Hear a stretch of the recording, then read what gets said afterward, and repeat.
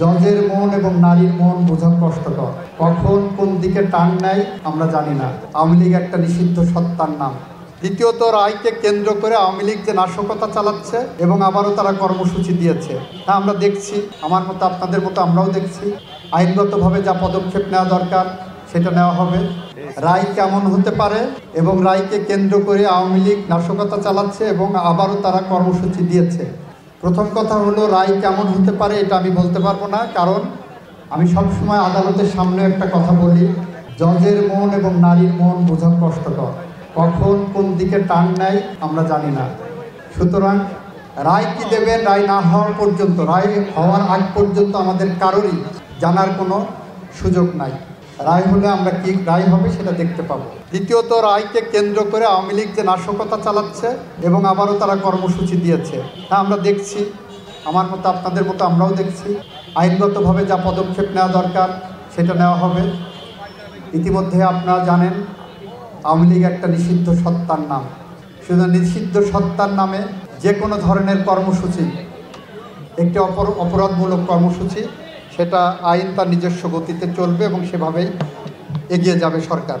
তৃতীয় প্রশ্ন, আগামী নির্বাচনে আইন শৃঙ্খলা পরিস্থিতির উপর প্রভাব ফেলবে কি না? আমি মনে করি না যে তারা নিজেরাও, আওয়ামী লীগের মধ্যে যারা আগে আওয়ামী লীগ করতেন তারাও বুঝেছেন যে নিজে দলবল আত্মীয় স্বজন নিয়ে কেউ পালিয়ে যদি যায় তাহলে এই অগণিত অসংখ্য কর্মী তারা অরক্ষিত থাকে। সুতরাং কার জন্য রিস্ক নেবে এটা তারা বুঝবে।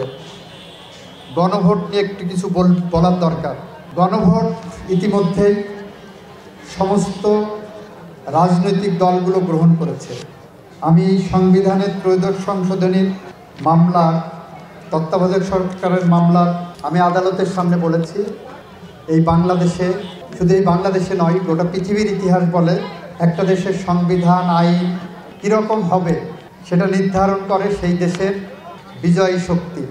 আমি উদাহরণ হিসেবে বলেছি ৭২-এর সংবিধান রচনা করেছিলেন মুক্তিযুদ্ধের মধ্য দিয়ে বিজয়ী শক্তি। কীভাবে সংবিধান হবে সেটা যেমন রচনা করেছিলেন। ৯০-এর গণ অভ্যুত্থানের নেতৃত্ব দানকারী শক্তি যেমন নির্ধারণ করেছিলেন অন্তর্বর্তী সরকার কেমন হবে। ২৪-এর গণ অভ্যুত্থানের বিজয়ী শক্তি যেভাবে গণভোট নির্ধারণ করবেন, গণভোট সেভাবেই হবে। সেটাই বৈধ, সেটাই আইন, সেটাই বাংলাদেশের মানুষের আগামী দিন পথ দেখানোর পাথেয়। সবাইকে ধন্যবাদ।